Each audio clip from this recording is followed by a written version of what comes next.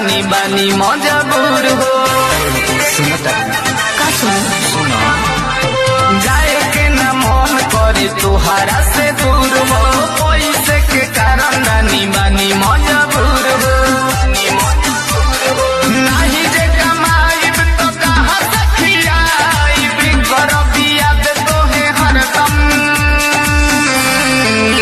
खेले जागो कदी चंदन ए राजा जाता रा तू तो लंदन। खेले जागो कदी चंदन ए पिया जाता रा तू तो लंदन।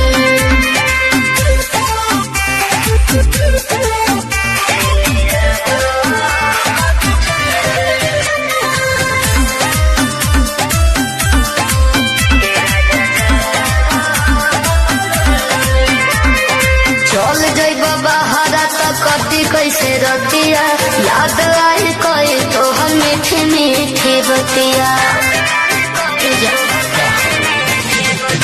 इहे मजबूरी धनी हम के सतावता, कथी करी कुछो अब समझे न आवता। बतिया के मानो नहीं जिद तू कर, करब फोन तोहे हरदम। खेले जाबो कदी चंदन ए राजा जाता रा तू तो London.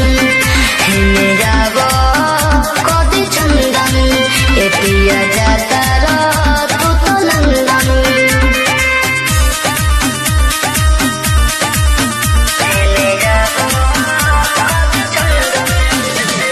Music by Dennis Mind.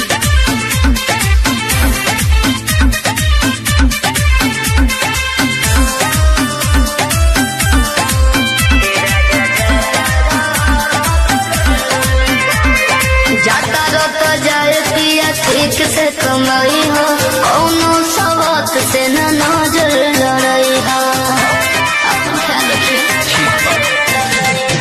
जनी घबराए धनी खात बानी किरिया, जात बानी हम धर्मेंद्र के भिरिया। तोहरा लाय अरुण जय देश से कही के भेजब मोबाइल हम सैमसंग। खेले जाबो कदी चंदन ए राजा जाता रा